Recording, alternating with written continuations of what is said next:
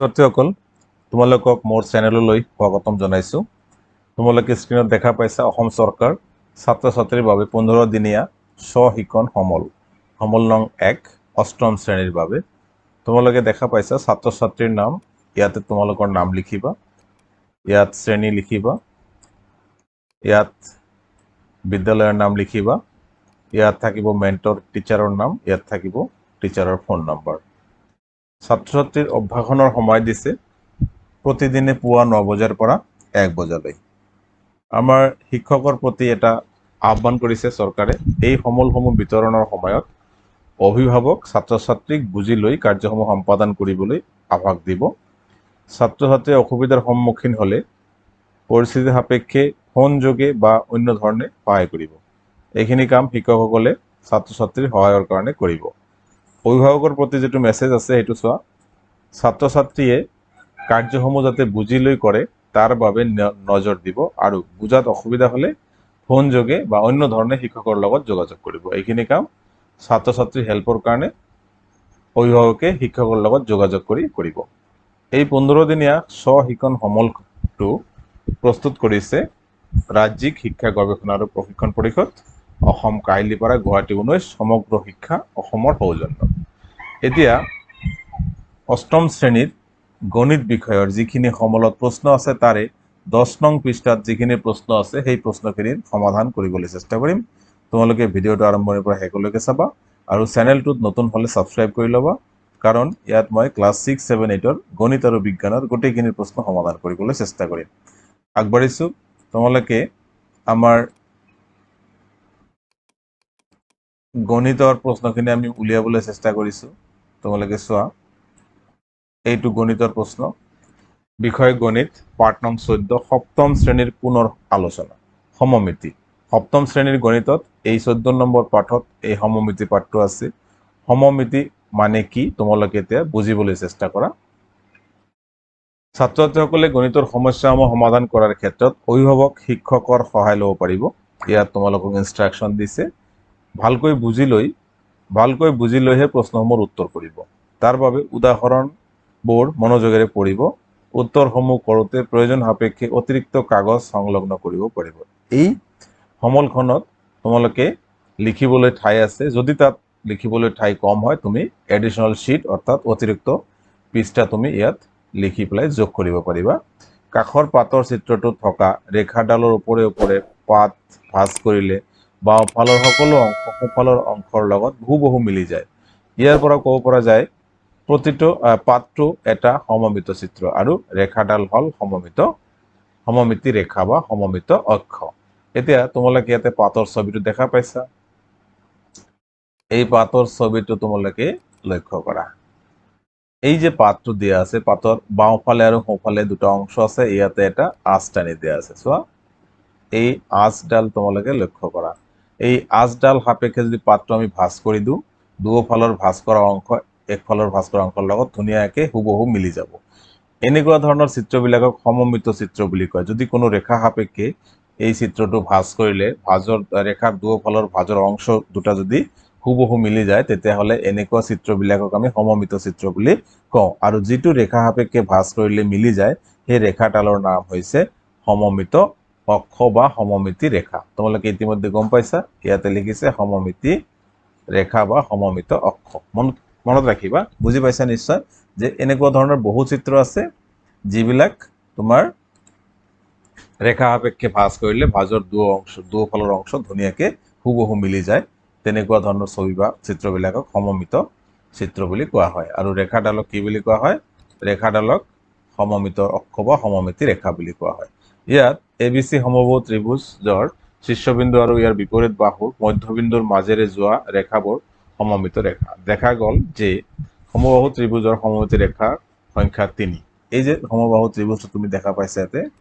এই সমবাহু ত্ৰিভুজটো তোমালোকে চোৱাচোন। প্ৰতিটো শীৰ্ষবিন্দুৰ পৰা তাৰ বিপৰীত ফালে যিটো বাহু আছে তাৰ মধ্যবিন্দুলৈ যিটো ৰেখা অংকন কৰা হৈছে, সেই ৰেখাডাল হৈছে কি একদম চিধাচিধিকে এই ত্ৰিভুজটোক দুটা ভাগত ভাগ কৰিছে। তাৰমানে এই ৰেখাডাল সাপেক্ষে যদি ত্ৰিভুজটো আমি ভাঁজ কৰি দিওঁ, বি শীৰ্ষবিন্দুটো চিৰ ওপৰত এনেকৈ পৰিব যেন এটাহে ত্ৰিভুজ আকৃতি ধাৰণ কৰিব। মনত ৰাখিবা, এই ৰেখাডালৰ নামেই হৈছে সমমিত ৰেখা বা সমমিতি অক্ষ এনেকুৱা ধৰণৰ ত্ৰিভুজ সমবাহু ত্ৰিভুজত তিনিডাল সমমিত অক্ষ থাকে এইটো এটা এই তিনিটা হৈছে আমাৰ সমমিত অক্ষ বা সমমিতি ৰেখা তো সমবাহু ত্ৰিভুজত কেইটা সমমিতি ৰেখা থাকে তিনিটা মনত ৰাখিবা অৰ্থাৎ এই তিনিটা ৰেখা সাপেক্ষে যদি আমি এটা এটাকে ভাঁজ কৰোঁ তেতিয়াহ'লে দেখিবলৈ পাম যে শীৰ্ষবিন্দুবিলাক নিজৰ ঠাইত একদম ধুনীয়াকৈ খাপ খাই যাব আৰু হুবহু মিলি যাব এই ৰেখা সাপেক্ষে মনত ৰাখিবা এতিয়া 10 নম্বৰ পেজত থকা প্ৰশ্নকেইটাৰ সমাধান কৰিবলৈ চেষ্টা কৰিম তোমালোকে চোৱা প্ৰশ্ন নং 1 এটা ৰম্বস অঙ্কন কৰা আৰু ইয়াৰ সমমিতি ৰেখাবোৰ চিহ্নিত কৰা আমি প্ৰথমতে ৰম্বসটো অঙ্কন কৰিবলৈ চেষ্টা কৰিম আৰু সমমিতি ৰেখা অঙ্কন কৰিবলৈ চেষ্টা কৰিম তোমালোকে চোৱা ধৰি লোৱা হল এটা ৰম্বস এইটো ঠিক আছে এইটো এটা ৰম্বস এই ৰম্বসটোক আমি এনে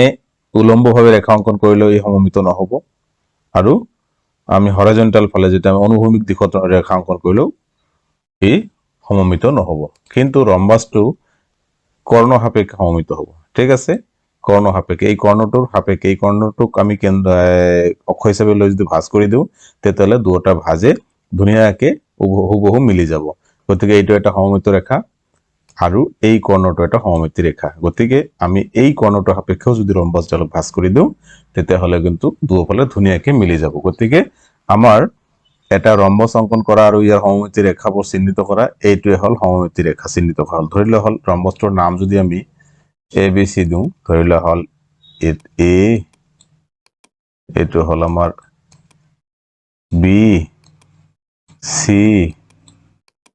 ডি হয় তেতিয়াহ'লে আমাৰ সমমিত ৰেখা কেনেকৈ চিহ্নিত কৰিম সমমিত ৰেখা দুটা হ'ব এ সি আৰু কি বিডি এই দুডাল হল এই ৰম্বসডালৰ সমমিত ৰেখা মনত ৰাখিবা তো এটা ৰম্বস অঙ্কন কৰা আৰু ইয়াৰ সমমিত ৰেখাবোৰ চিহ্নিত কৰা আমাৰ এটো হৈ গল তোমালোকে এটো নোট ডাউন কৰি লবা এতিয়া 2 নম্বৰ প্ৰশ্নটো চোৱা এটা সুষম চতুৰ্ভুজৰ সমমিতি ৰেখাৰ সংখ্যা কিমান চিত্ৰ আঁকি চিহ্নিত কৰা সুষম চতুৰ্ভুজ বুলি কোৱাৰ লগে আমি কি বুজি পাওঁ সুষম চতুৰ্ভুজ মানে এটা বৰ্গ ঠিক আছে বৰ্গটো হৈছে এটা সুষম চতুৰ্ভুজ আৰু সুষম চতুৰ্ভুজৰ কি কৈছে সমমিতি ৰেখাৰ সংখ্যা কিমান সুষম চতুৰ্ভুজটো কি হ'ব বৰ্গডাল আমাৰ কি হ'ব অনুভূমিক দিশত যদি আমি মাজে মাজে এটা ৰেখা অঙ্কন কৰো এইটো ৰেখা সাপেক্ষে এই বৰ্গটো সমমিত হ'ব তাৰ মানে এই ৰেখাটো সাপেক্ষে যদি ভাঁজ কৰি দিওঁ দুয়োফালৰ ভাঁজ দুটা ধুনীয়াকৈ হুবহু মিলি যাব আৰু উলম্ব দিশত যদি আমি মাজে মাজে এটা ৰেখা অঙ্কন কৰো এইটো এটা সমমিত ৰেখা হ'ব কাৰণ উলম্ব দিশত যদি আমি এই ৰেখাটোক অক্ষ হিচাপে লৈ যদি আমি বৰ্গটোক ভাঁজ কৰি দিওঁ তেতিয়াহ'লে দুয়োফালে ধুনীয়াকৈ মিলি যাব দুটা হল আৰু কৰ্ণ সাপেক্ষেও বৰ্গটো সমমিত কিন্তু হয় বুজিছা কৰ্ণ সাপেক্ষেও বৰ্গটো সমমিত হয় তো এই বৰ্গটোৰ নাম যদি এবিসি হয় এবিসিডি হয় এ বি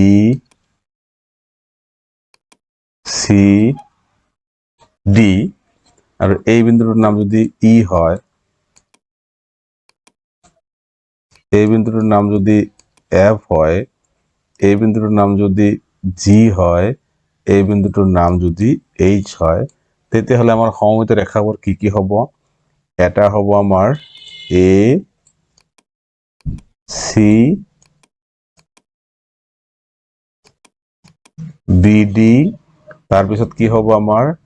এই যে এফ এইচ ঠিক আছে এফ এইচ তাৰপিছত কি হ'ব ই জি ই জি এইকেইটা হ'ব এই বৰ্গক্ষেত্ৰটোৰ সমমিত ৰেখা ঠিক আছে চিত্ৰ আঁকি চিহ্নিত কৰিব কৈছে তোমালোকে ধুনীয়াকৈ পেন্সিলেৰে চিত্ৰ আঁকি চিহ্নিত কৰি দিবা তো বৰ্গক্ষেত্ৰৰ সমমিত ৰেখাৰ সংখ্যা কিমান 4টা আৰু এই 4টা হল এইকেইটা মনত ৰাখিবা ছাত্ৰসকল মনত ৰাখিবা এতিয়া কোৱেশ্চন নম্বৰ 3 এডাল সমমিত ৰেখা থকা যিকোনো জ্যামিতিক চিত্ৰ এটা অঙ্কন কৰা এনেকুৱা এটা জ্যামিতিক চিত্ৰ অঙ্কন কৰিবলৈ যাৰ সমমিত ৰেখা এটা আছে চাবাচোন এতিয়া আমি এনেকুৱা এটা চিত্ৰ অঙ্কন কৰিম যেটোৰ এটা সমমিত ৰেখা থাকিব এইটো এটা সমদ্বিবাহু ত্ৰিভুজ এই ত্ৰিভুজটোৰ নাম হৈছে কি এই ত্ৰিভুজটোৰ নাম হৈছে সমদ্বিবাহু ত্ৰিভুজ আমি নাম লিখিম ইয়াতে এই ত্ৰিভুজটো কি হ'ব জানেনে এই ৰেখা সাপেক্ষে সমমিত হ'ব এইটো ৰেখা সাপেক্ষে যদি আমি বাছ কৰি দিওঁ দুয়োফালৰ ভাঁজটো ধুনীয়াকৈ হুবহু মিলি যাব গতিকে এই ত্ৰিভুজটো হৈছে এটা সমমিত ৰেখা থকা এটা জ্যামিতিক চিত্ৰ এই ত্ৰিভুজটোৰ নাম যদি আমি ABC লিখো আৰু এই বিন্দুটোৰ নাম যদি D দিওঁ তেতিয়াহ'লে এই সমদ্বিবাহু ত্ৰিভুজ অৰ্থাৎ এই বাহুটো আৰু এই বাহুটো সমান আছে ঠিক আছে গতিকে এই ত্ৰিভুজটোৰ সমমিত ৰেখা হ'ব কি জানেনে AD ইয়াৰ এটাই সমমিত ৰেখা হ'ব আমি AD সাপেক্ষে যদি বাছ কৰি দিওঁ তেতিয়াহ'লে B শীৰ্ষবিন্দু আৰু C শীৰ্ষবিন্দু দুটা মিলি যাব আৰু ভাঁজ দুটা ধুনীয়াকৈ হুবহু মিলি যাব গতিকে এই চিত্ৰটো হৈছে এটা সমমিত ৰেখা বা অক্ষ থকা চিত্ৰ জ্যামিতিক চিত্ৰ মনত ৰাখিবা ঠিক আছে এইবাৰ কোৱেশ্চন নাম্বাৰ 4 বৃত্ত এটাৰ সমমিত ৰেখাৰ সংখ্যা কিমান বৃত্ত সাপেক্ষে সমমিত ৰেখাবোৰৰ বিশেষ নামটো কি এতিয়া বৃত্ত সাপেক্ষে যদি সমমিত ৰেখা হ'ব লাগে কি হ'ব চোৱা এতিয়া ধৰি লোৱা হ'ল এইটো এটা বৃত্ত গতিকে ৰেখা অংকন কৰিম আমি ধুনীয়াকৈ এনেকৈ এইটো এটা সমমিত ৰেখা হ'ল তাৰমানে এই ৰেখাবোৰ সাপেক্ষে বৃত্তটোক যদি ভাঁজ কৰি দিয়া যায় তেতিয়াহ'লে দুয়োফালে মিলি যাব এইটো এটা হ'ব পাৰে ইয়াৰ পৰা এটা হ'ব পাৰে ইয়াৰ পৰা এটা হ'ব পাৰে বহুত হ'ব অসংখ্য হ'ব তোমালোকে মনত ৰাখিব লাগিব বৃত্ত এটাৰ সমমিত ৰেখাৰ সংখ্যা অসংখ্য তোমালোকে লিখি দিবা ঠিক আছে আৰু যি বিশেষ নাম কৈছে ইয়াতে না ৰেখাবোৰৰ বিশেষ নামটো কি বৃত্তৰ এই দুটা প্ৰান্তবিন্দু সংযোগ কৰি যেটো কেন্দ্ৰৰ মাজেৰে যায় এই ৰেখাখণ্ডডালৰ নাম কি হয় জানানে ব্যাস ঠিক আছে এইটো হ'ব আমাৰ ৰেখাখণ্ডৰ নাম কি হ'ব ব্যাস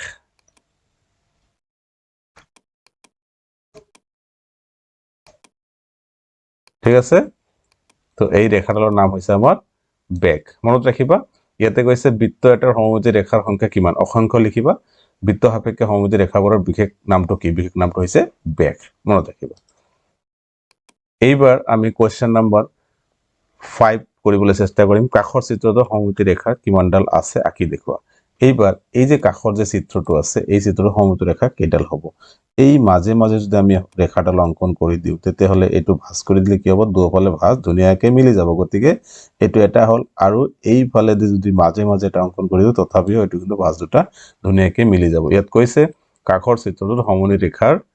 ৰেখা কিমানডাল আছে আঁকি দেখুৱা আমি আঁকি দেখুৱাই দিলো তো মৰমৰ ছাত্ৰ ছাত্ৰীসকল আজি ভিডিঅ'ত এইখিনিয়ে লগ পাম পৰৱৰ্তী ভিডিঅ'ত তোমালোকে ভিডিঅ'টো ভাল পালে লাইক আৰু শ্বেয়াৰ কৰিবা আৰু চেনেলটো ছাবস্ক্ৰাইব কৰিবা ধন্যবাদ